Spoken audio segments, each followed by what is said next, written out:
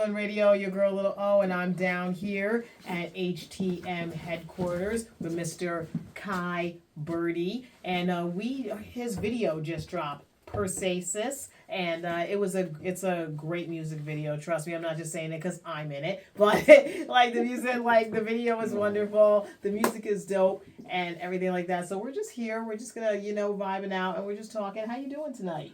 I'm good. I'm great to be here. I appreciate you having me, and let's talk. Okay, Kaibabii, cool. in the crib. We in here. Now, I did a little, because like I always I go on Facebook and I just like kind of watch and kind of like research people because that's what I do. So I kind of like researched you a little bit. You grew up in Brooklyn, is that correct? You were born in Brooklyn Hospital and you grew up in Brooklyn. I was born in Brooklyn Hospital, Fort Greene, New York. Okay. I believe at like 2:00 in the morning. I won't be completely wrong, but yeah, definitely. All right, so what was it like growing up in, Brooklyn? Because you grew up in Brooklyn, you went to, school there, you went to high school, and then all of a sudden, you came up here, you transitioned, from, the city to up here for your last 2 years of high school. What was it like growing up down in the city, and what was it like transitioning from the world that you grew up in to up here? Because these are two totally different worlds. So what was that like for you? So in a humble way, saying that like anywhere you go is kind of like similar environments, but down there it is a little bit rough in a sense. But up here, like if you're not really the kind of person you're portraying to be, you can get sorted out and it'll show real quick. Like down there is really rough for a lot of people, but at the same time, like anywhere you go, you're gonna have the same issues. It's just Brooklyn is a tough environment, and people have to always remember and respect that.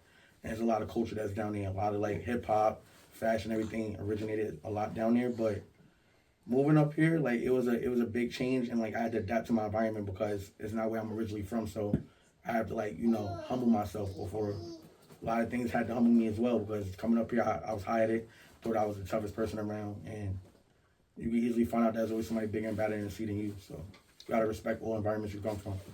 It definitely is rough down there. It really is. Grow up having to like watch my corners. I didn't have to be the toughest person on the block. I had people that looked after me and cared for me, but at the same time, like, I had my battles I had to fight and all that, and, not let people think that they could just take advantage of me. Right. But I also had a lot of good opportunities. People watched over me and cared for me, and I made the best of my opportunities to try to better myself at the same time. So the problem with that was when I was doing well in high school as a freshman, I had to change everything and switch high schools and go to a whole new environment. So everything I had going down there with the support system, I had to, like, revamp myself and, like, try to recreate another support system in a different environment. Other than that, though, like, I adjusted and did what I had to do to keep growing, so. Okay. All right. So, like, what was it like, what was your childhood like? Your early childhood, like, from when you were little to, when you were in high school, in Brooklyn. What was that like? Did you have, like, a rough life growing up? Or was it kind of, like, was it, like, not easy, but was it good? I would say truthfully, I wasn't raised with a silver spoon. I didn't have it as bad as everybody else, but I was able to see both sides of the spectrum. I was around people who, did what they had to do. It might not always seem like it was a positive way to do it, but they did what they had to do, and it was always with a positive, like, motive. They did things to try to take care of their family or to care for their loved ones and things like that. It wasn't always seen as positive or proper, but it was always for the right reasons. I grew up admiring them because I see that they was hard workers and they just, in their own way, did what they had to do to try to survive and be better. Right. And, things was questionable, but it was always with the right reasons. And then I also had after school programs I was in. I played basketball. I was in daycares. I got to be, like, involved with different friends. I didn't always have to be outside hanging around. But there were times where I did have to be watched by my older brother and stuff like that. So I've seen a lot of things. And they showed me things to try to prevent me from being involved all the way. Right. But at the same time, like, it kind of inspired or, like, influenced me to want to get more involved in certain things. As I got older, I decided what was more important. But I'm not going to speak on things I shouldn't really need to speak on. It's just, I got to see both sides of the spectrum, to be honest. And I chose what was right at the end, but I seen both sides. I didn't have to be a thug, and I didn't have to be a super, like, good kid, but I chose to be, like, the good kid because I know that it's better to do things the right way. But, I come from both sides. Like, I have ties to things, but I don't I'm not incriminating myself. There's too much going on in the world. Now you were like an honor student back in the day. Definitely. Okay. It's crazy because like in elementary and middle school, all I did was get in trouble and get in fights and things like that. I got suspended a lot, bounced around in different schools. So as a freshman in high school, I just wanted to do better. Like it's crazy because the Pop Warner football team that I played for, Right. they a lot of the players that played in the Pop Warner team with me, they all wanted to go to that specific school. Some of them went to different schools, but the majority of them went to that specific school. So I followed behind them because I just feel like I had good academics and a good athletic team. You know, they had bad people, like not bad people, but like bad things going on. But at the same time, I felt like I was protected. I was from the area, so it actually worked out best for me because people looked after me, watched over me as a freshman, and that just led me to do my schoolwork, stay focused, not worry about all the wrong things. And the football team was just exceptional at the same time. So like I learned a lot from a lot of people better than me, and like I had to grow from. That's what made me really a beast at the sport I was playing. Okay. All right. Now, when you transitioned from Brooklyn High School to up here for your last 2 years, you went to Albany High. What was it like for you, transitioning from that school to Albany High? Because Albany High, like I'm from up here, Albany High was different. We'll say that. Albany High was different even when I was in high school. You know what I mean? Yeah. And it's probably even more different now. So what's your take on Albany High coming from down there to up here? I'm not gonna be negative and like downplay them.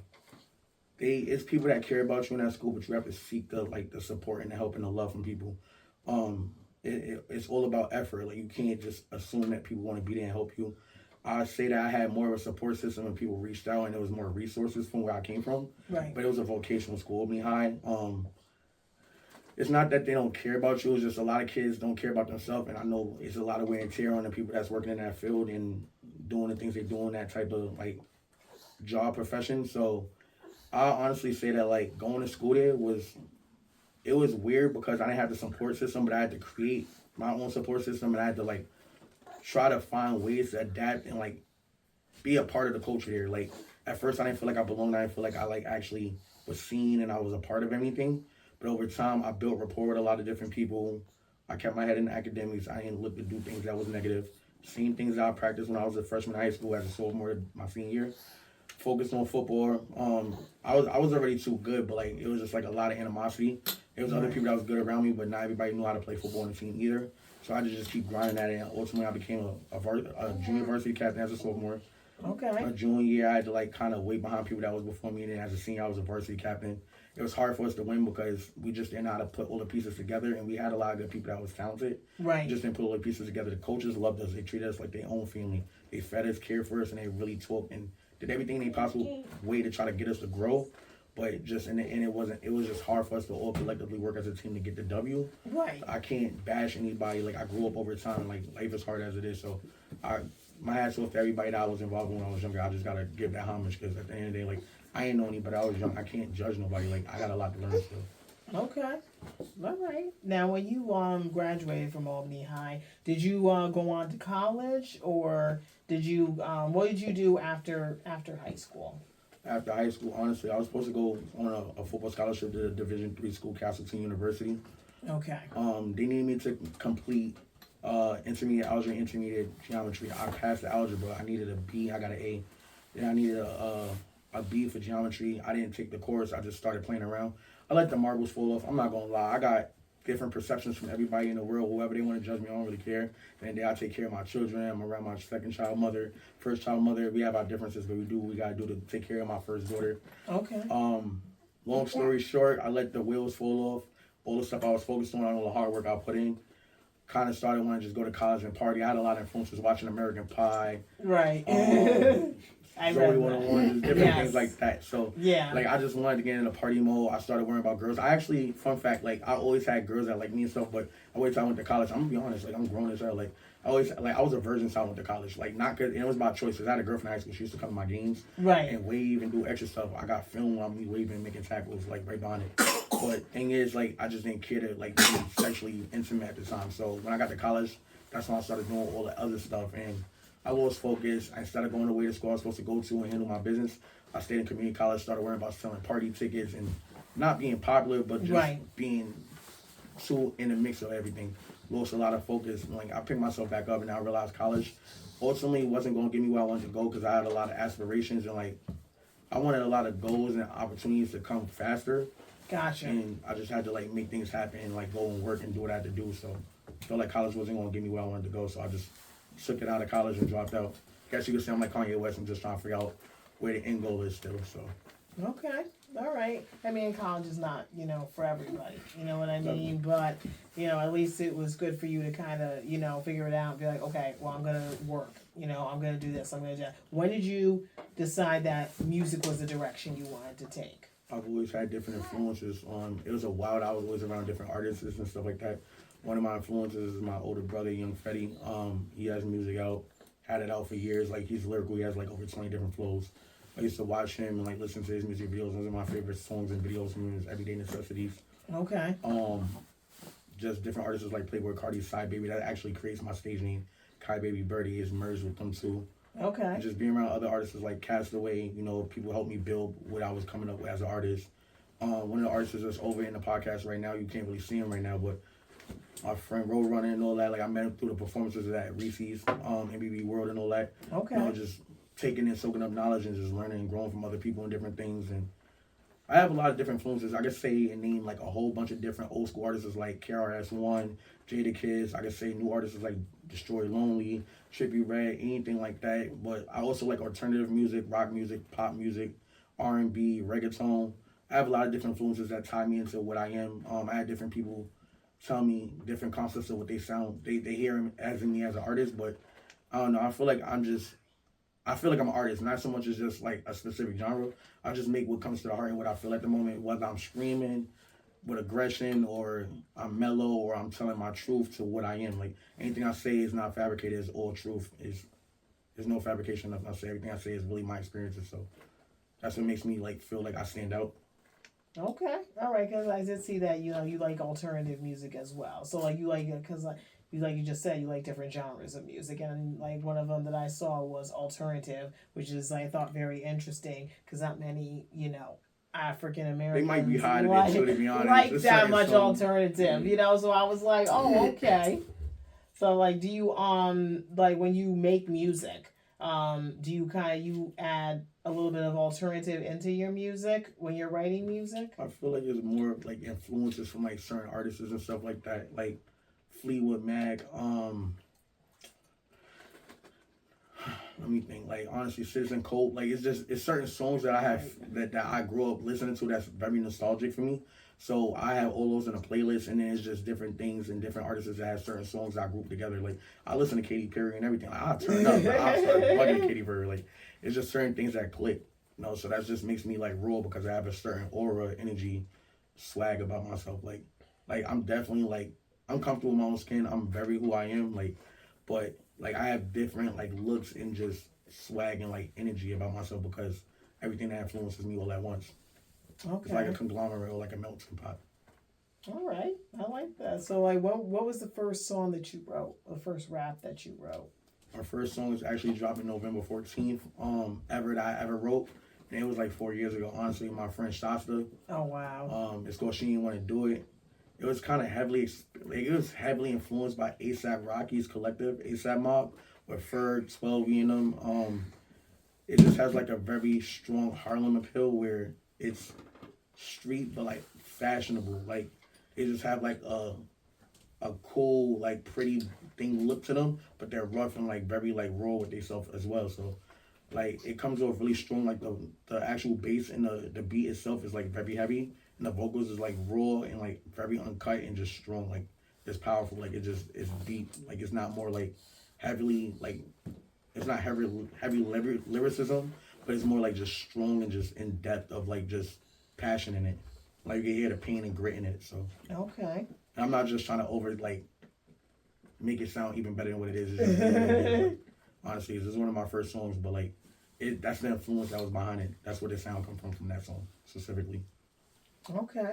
All right. Now, when you go to write a song, like what ideas, what themes are based around your songs? As I know you said you have different influences, but like when you go to sit down and write a song, like what do you like to write about? What comes to mind when you're sitting down to actually write a song? I would say so. It's more like just from personal experience. If I'm just sitting in thought and it's like I start writing pieces and parts together, or I'll pull from other places because sometimes I write notes, come back to it later, things like that. And if I feel like it's coming up with something like extravagant, I like really lock in and it's just taking like an hour, 2 hours to just sit there and just now I'm putting this together right now and the beat is going with it. I'm finding the flow. It takes me time to catch the flow, how I want to deliver it. Now I start like calling my engineer, like I'm like, yo, Cass, yo, Mike, where your brother at? Or yo, Cass, yo, I need to go to the studio right now. If I don't do this now, I'm gonna have to work on the flow later on all over again. Like I want to do this right now and that. It's more like a spontaneous thing. I don't really just write a whole bunch of songs like nonstop. It's not that I don't have to work ethic. It's more like I want it to be organic. Like it's from the heart. It's like pure. Like when I make music, it's literally something that I'm doing because my heart's in it. It's a passion at the moment. So I feel like when I do it, like quality over quantity, it's more into it. It just seems more susceptible. Like people could feel it more. They could tell like by my cadence, my delivery, the passion that's in it. They believe what I'm trying to get the message off the convey. Like if I believe what I'm doing, then they're gonna believe what I'm saying. So. All right, that's cool. I like that. I like that you like to make songs like organic. Like it like comes from you. It comes from the heart. Because I feel like with some artists, they don't do that. You know what I mean? Like they write songs. Because like to fit their audience, what caters to their audience. I don't know if it's like organic for them, like the way it is organic for you. So, like, do you think about your target audience when you're writing a song, or you just go with the flow? You just go with like it being organic, it coming from your heart, and you just hope that people will gravitate to it, or like get what you're probably trying to put out there. That very much so, as you said, like, I just want them to gravitate towards it. And that's also coming from my influences because the people that I listen to are artists that look to have a cult-like following. And I know that could be like into like Illuminati stuff. I don't want to get even into that. But like as far as like on the surface of it, they're cult-like followings, people that's like true fans and their true fan base. They don't got to make music for 2-3 years or put anything on. They're still going to care about them, love them. They know them deeply, more than they know about themselves. They know where they lived at, how many fights they ever been in, who stabbed them at one point in their life, or where they went to school at, where they graduated from, how many kids they got, what their kids' ages is. I want real people that's like family to me, even though they never met me face first, because I'm a humble person. I have this bad misconception for people that always think that I'm always on a high horse. I'm conceited. I think I'm better than everybody. I had to build myself up because I had a lot of insecurities from people constantly trying to put me down when I was younger. Right. Always trying to stomp on my own growth. And all I do is pour out love to a floor. I do too much for others. I'm not looking for sympathy, but this is just what my life is. Like, I guess I'm in a role that I have to be a leader to people. Right. Even if I don't want to be, and it hurts because I want to see everybody do good. It's like I got to water myself down when I feel others aren't. So I feel like I'm constantly trying not to hurt others, and I want to see them all grow. And it brings a lot of pain to me. But, yeah, like my audience is always going to be who I feel like they genuinely want to be there. I don't want to make music for people that don't relate to me. And I'm not trying to impress anybody that don't really fit my lifestyle and who I am. Everything I make is experiences from my own life or what I witnessed or what I know around me that people that I actually sat down and been around had to deal with. Like, I'm never really trying to tell somebody else's story either where it had nothing to do with me. It's not relatable to me. I've been in a lot of stuff that I don't want to disclose like that, but I had my fair share of experiences that God is good because I'm still here. But things could have went terribly wrong, and that's why, like, I still have a good head on my shoulders. Like, I was raised to be an intelligent hoodlum, not just a stupid ass gangster walking around trying to, think life is GTA. Like, I know how to get away with certain things, but the end goal is not to be in prison. I like to eat good. I like to smell good. Take care of myself. Nobody want to be in prison. It's not for nobody. Right. It don't make you tougher to be in prison or not. So it's not for me. Okay. All right. Now let's get to the video, Perseus. Am I pronouncing that right? Nah, I like how you're saying it's fancy. I ain't even gonna lie to you. Let's do that. So like, okay, it's like I had a ball making this music video. By the way, thank you for. Wait, hold on. Let me put. I'm sorry. I'm gonna give you a gift. Oh, okay.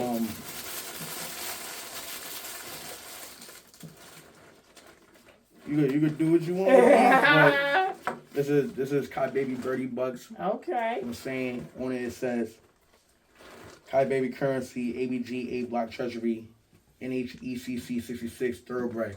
Thoroughbred meaning that, no matter what you go through, you always gonna find a way to be strong and hustle through it. Hustle don't mean that you gotta sell drugs. It means that you know how to do what you gotta do to break bread and get through. So I want to hand you this. Oh my God, thank you. I love this. Of course. Got my little picture on it. A couple of years younger and stuff like that. Boy getting a little older, stressed out. Check it out. I want to also hand you anybody get a building blocks of generation soldier tee. Thank I hope you like the color you. red. Thank you so Thank much. you. Oh my God, I love it. Thank you. Check it out, guys. That's Build. for you. And I appreciate everything you've done for me. And, I Oh, love networking with you and like working with you. And it was a good experience. And I'm glad it was helping me grow. oh And my I hope God. I'm able to like still assist you and help you grow in your career as well. Thank you so much. I appreciate that. Thank you. Check course, it of out, course. guys. Yay. Now I'm a Perseus, right? Yes, That's fire. Like Perseus. that's like when you like go on Google and you put like the what's it called? You press the button or whatever. Yeah. And they say like they break it down like in the syllables. That's Yeah, fire. yep. I like that. Mm-hmm. I like My son does that. Right. But Perseus, like I said, that video is out now. It's on all platforms, correct? Definitely. Okay, it's on all Definitely. platforms. Definitely check it out. The music video is amazing. It's fire. Like I said, I had a great time doing it. Now, when you wrote that song, can you tell us about, because like the video is you coming out of the water, you're a Greek god, and Perseus. There's a meaning behind it. Why don't you tell everybody what the meaning is? Alright, so I'm gonna keep it a buck with y'all. It's an alter ego, and it's also because in college, my favorite class, it was actually the only class I ever got an A in college in, to be honest. I focused on that class. It's Western civilization, so Okay. I like everything with Greek mythology, folklore, city-states, Western civilization, third world countries, Roman, Greek, Athens, Vikings, things like that. I'm so enthusiastic about all of those things. So that being said, the demigod Perseus, he was the son of Zeus. His mother was mortal, which was a human. Basically, I relate that to who my own embodiment is because I don't want to say that I'm a god. I don't want nobody to believe that I'm just bigger than life. But I've been in a lot of situations where people my age, younger or older, is always looking to me to be the savior and help them. And even not even say savior, like I'm always trying to, like not that I'm trying to do it, but they put me in positions. Even when I just want to be normal, I just want to be around people and care for them. I always find myself being generous or helping, or I'm looking after them, protecting them. I've been in situations where I could have like severely got stabbed up and hurt, been cut before, protecting people who ran away with guns and couldn't fight their own fights. End up fighting them 2 times after that, try to curse my mother out, all type of stuff. They teeth marks, I can get all the way to Kim teeth marks on my hands. Wow. I've been pistol whipped, set up, jumped, 12 plus people jumping in my face, telling me to come outside, all type of stuff just from being a good person, being put in the wrong situations. I got friends, rest in peace, my friend Jamon Stone, Rob Bezel, lost his life because he was going through a lot of different things, depression, stuff like that, and I wish like we had the connection at the time being to talk, but not all the time. Friends was always in the best spot. At the time he moved away, we was just talking about being close again. But we've been through a lot of stuff together. I lost another friend who, not to really talk about his business, but him and his brother was in a shootout in Atlanta. He was actually talented. His name's Stinky the Don. He used to run around Albany. He had a lot of talent to him. It's times where I was going to help him fund music videos. We never got around to doing things. And things happened when he moved back home. And he was around for different fights and stuff like that, stuff that took place. And a lot of people looked up to me in different ways because they saw I was a positive person, not because I was trying to be better than them or I thought I was bigger and better, so it hurts because I lost a lot of good friends as well.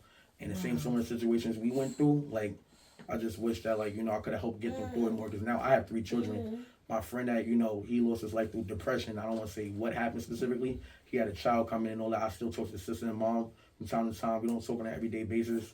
I'm not saying that we best friends or close because I don't want to sound like I'm trying to be too cool. Right. Like, that's just life. But I always pay my respects when I can. And if they're willing to listen, they know that my heart is pure. And I hope they know that I always care. I wasn't even able to make it to his funeral, but, that doesn't make me a bad person. It's just, again, life takes place. I really do care about him. And I hope he's resting in power. I really care about that man for real because he's a good dude. We slept outside together, ate together, been in fights with corner stores together, been in knife fights, argued with each other at times. We were supposed to fight each other multiple times, but we always loved each other. We hung out with girls together, threw parties together. So, long story short with that, it just hurts. Basically, what I'm trying to say with the reason with the song itself is that, I've always been this leader that had to go through a lot of really, really dangerous situations that could have been life-threatening or was life-threatening and could have been fatal. But for some reason, God had a purpose for me and I'm chosen in a sense. And again, it's not me trying to be somebody bigger than who I am. It's just from how people talk to me and tell me where they want me to be and what I am or what they look at me as. I feel like I have a bigger role in life. So I don't know if I'm gonna ever be able to like facilitate that much. I don't know. I don't think I'm ever. I don't know when if I'm gonna get rich or not. But I just know that like people look at me like somebody that's always like a protector or a leader. So that soul comes from like, you know, if I was back in that time period, probably would have been one of those Roman soldiers or Greek like demigods or whatever that walked around the earth before, you know, our time period came. You know what I'm saying? So that's just me showing that like in my own heart, that's what our persona is. And it's not me like faking it. This is what I've really been in situations where I can say and testify this is who I am. Like, you know, it's just we're in modern times. So. Wow. Okay. All right. Well, that's cool. I like that. So that's what like Perseus comes from. This leader, this always person wanting to protect everybody. Okay. All right. Even with a flow, because sometimes like I rubbed everybody the wrong way, so up too much. I'm again human. Like it's bad and good with everything. I done had a lot of talks with my brother about this recently too. So. I'm not perfect, but like at the end of the day, people still come back because they know that like my heart is pure and that they see something in me that's actually right. Okay. All right. So like your whole concept of the video was pretty much based around what you just said, right? Definitely. Okay. Definitely, and then sharing certain experiences without incriminating myself, who I am, how I am. Like I literally like I lost fights. I got put on my ass before. I didn't ran down on people that literally ran in the middle of the street. I had to chase them, get hit by cars, beat the shit out of them. I'm not gonna lie, but that's not me trying to sound cool. I've been in a lot of stupid situations I shouldn't have been. I'm not proud of it, but like I had to learn different things to be who I am today and be a better person. Like that all made me who I am. So it was being fortunate. Like God is good because I could have been any other situation. All right. Wow. Okay. So like when you were putting this this whole concept together for the video, like, and because I know Chris, shout out to everybody who worked on it. Crystal Forbes, Mike Ice, everybody. Oh, Bella Snow, and Teresa. Road Runner, Live 1A, Rod Taylor. Yeah. Joe Castaway, he also engineered the song. Mm-hmm. Ayo with the mayo. I don't even know you, bro, but thanks for the beat. I appreciate you. Got your coins for that. Christopher Aldridge, that's my guy. Okay. Shout out Anthony Edwards. It might be free you right now, but I don't want to throw bad energy in the air. I don't know, bro. You didn't get back to me for a minute. You getting me tight, bro. We gotta hit me back. I wanna do something too if it's okay. I can real quick. Okay, yeah, sure. Let me see how smooth I gotta be. I don't wanna. Cause we live and all that right now. Right before that, I had an opportunity to do a photo shoot. Model for Death by Currency. All right. Me and 6irdie brand. We go back 10 years since high school and all that. I got a shirt on right now. Death by Currency. Nice. Got deep bills and fresher in them wearing it and all that. Okay. Brand new hottest designer streetwear brands and all that. Chop in. Okay. I like. Let me show you. Hold on. I gotta get zesty real quick. Like, I'm learning for y'all, honestly. Being around you and Teresa told me a lot. You give me tips and all that. You give me a lot of jewels. We got map graphics in the corner. Yeah. Not to throw people on the spot and all that, but I just appreciate all the support. Crystal Forbes, Mike Ice, everybody working with me, helping me grow. I appreciate everybody. Thank you. I put the nice little red leather jacket back on. I got my children in here. Got my girl, my woman, child's mother, Anime Morgue. You don't even say names. No, you were putting this video, where you were like coming up with the concept and you were putting this video together. Like, how did you pretty much like how did you find like everybody to work in it, to be involved in it? Like Mike Ice, Crystal Forbes. Like, how'd you get everybody to come on board to work with this project? How did you find everybody? I feel like everybody found each other. It was just chemistry because right. I had ideas, but everybody helped bring everything together. It was a team effort. I can't put nothing just on me. Like, everybody that was involved. Like, I appreciate everybody. They brought it a lot more to life. Everything don't always go as planned. I was told a long time ago. When I first got to college, I'm not going to disclose who was by or whatever, but that things always go as planned, that means it really wasn't a good person because you're going to find out that it was all fake. But if things don't go as planned, that means it's going to actually be made for a better cause because everything that doesn't go as planned makes things better. So I just appreciate everybody that was involved. Like, honestly, it made it come to life more. So it's a team effort and, like, you know, it was a project and production. Yes, it was. Like, me being a star, everybody's a star, honestly. Like there's no Iron Team, to be honest, and that's like something that's true. It's never just Iron Team. Never. Right. Okay. Well, it definitely was a process, you know, putting it together, you know, the group chats, like, cause like I know you like things in a specific way. You know what I mean? When you're doing videos and when you're about to drop it, do you always know, like, do you have like a strategy in your head as to when you want to drop like a music video or when you want to market it? Because I know that when we were all in the group chat, you were like, oh, I just want this to be perfect. I want this, this, and this, and this. Do you have like that? Not like that. I swear to God, but I like that because it's like you have a strategy. There's like a method to your madness in terms of you being able to. And I'm like that, bro. To like tell the truth, bro. Yo, we brothers, bro. Tell the truth. That's what I want. Like you being able. A little annoying, but I said that it happens. I can't even. But like I said, I like that. You know what I mean? Because like there's like timing is everything, and you always want to drop like whatever you're doing, whatever project you're doing at the right time because you want people to tune in. So it's like what I'm asking you is there like a strategy to your method when you're about to drop a music video or when you're about to make one, like just so you're dropping it at the right time? Like, what is your strategy? Is there like a strategy? I'm so new to everything. I honestly am just going through like the motions and just learning as I go. Like, I'm a very fairly new artist. Like, I just soak up knowledge that everybody gives me and just try to grow it and like appreciate them for helping me along the way. Like I said, this is real. So, bro, don't feel no type of way. I'm glad you was honest. Like, I fuck with you. I would never have animosity or feel no type of way. Dude, you got, like, you my brother, you helped me grow. I respect you. I fuck with you for real. Yeah, like, as far as that, I don't know. Like, I'm still learning. That's why, like, I'm trying to surround myself with the right people and just learn. Like, I gotta start somewhere. So. Okay, all right. So I just do like what the heart wants me to do. Like, I want to do this, and I feel like if I feel like it's gonna relate to the people that I'm looking uphill, not like I'm just going to chase after things, but I want them to love me for who I am, and I feel like what I'm doing is gonna make sense. Right. Then I'm pushing harder to do it. I feel like I got a concept that is probably not as strong, like important right now. I'll put it on the back burner. Gotcha.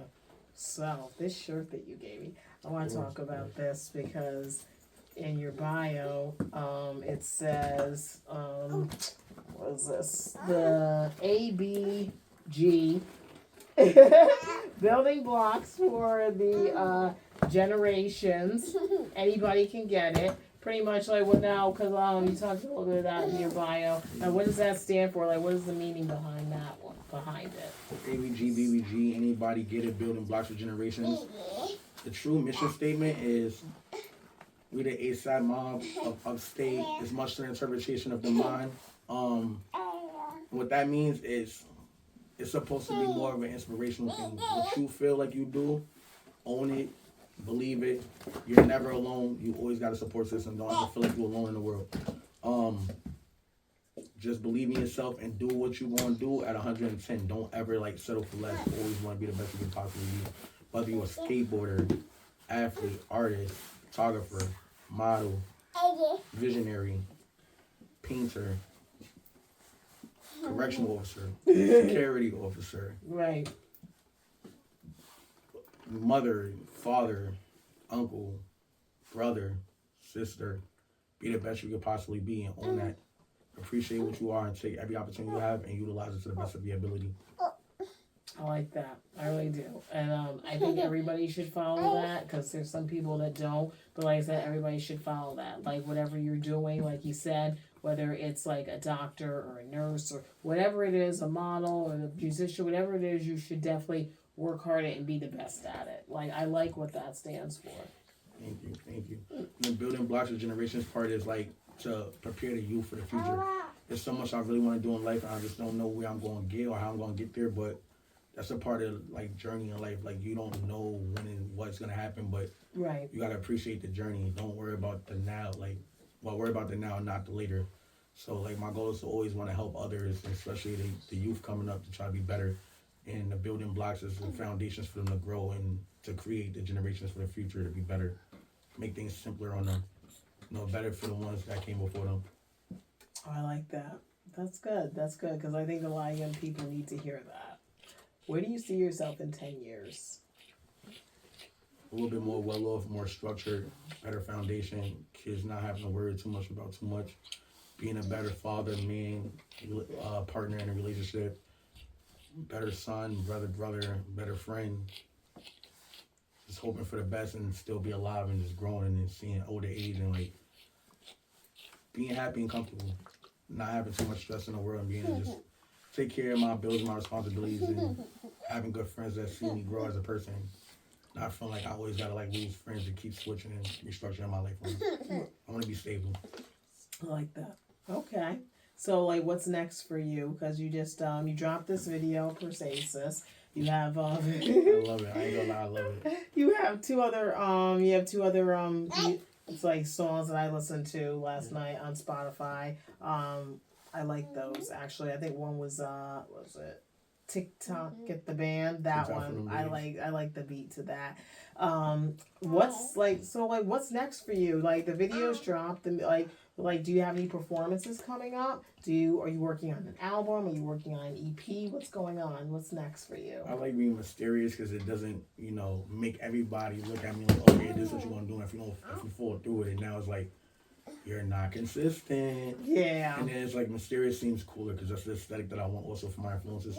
However, though, I do have my song dropping November 14th. That's the first song I ever recorded. Okay. My friend Shasta, so shout out to them. Okay. It's already out on pre-order. It's already going live November 14th. It's already approved. Y'all can start pre-ordering now on United Masters. It's going to be on Apple, Deezer, Tidal, YouTube. And then you will also, once it drops, you can use it on, Instagram, Snapchat, and Facebook as the music when you do photos and videos and stuff like that. There's going to be a few other, it's 50-plus platforms, but, everybody mostly use Apple Music, Spotify, YouTube, and Tidal and Deezer. Besides that, Mike Ice encouraged me to shoot another music video, so that might be coming soon, but I don't want to, chill. I might have a performance coming up November, 22nd. Don't quote me on it yet, but I might be performing at Michelangelo Forbes, another fellow artist that me and Bro Runner, we network with during the showcases and stuff like that.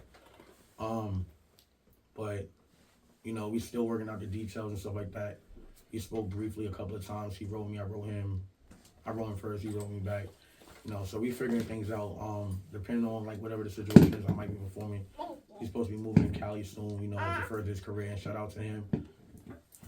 Okay, nice. All right. If I do perform at that, it would be at 908 River Street, Troy, and I want y'all to still pop out. Even if I don't perform, I might show face regardless. Okay. He's somebody that I actually got a lot of respect for, so. Nice. Definitely. Okay, well, definitely check him out. Check out his song, the first song he ever wrote. It's going to be dropping November 14th, so definitely be on the lookout for that. That's going to be dropping on all platforms, is that correct? All right, it's going to be dropping on all platforms. Definitely look out for that. Go to YouTube and check out the stream Perseus. Definitely stream it. Definitely check it out on YouTube. Like, comment, share. Yeah, because the number it's going up, so definitely get on YouTube, watch it, check it out, like it, share it, support it. Appreciate you, really do, for real, wholeheartedly. No cockiness over here. We appreciate you because it really was done with love. Yes, that came from the soul. That song is really from the soul. Okay. And also look out for his other music on Spotify and Apple. Is that correct? And other platforms too. So, yeah, this is Kaibabii over here again. Check it out, Perseus. It's on all platforms. Check out the music video. It's on YouTube. You already know what time it is. Blaze One Radio. Your girl, I only interview the best of the best, baby. Kaibabii over here. Follow us. Peace.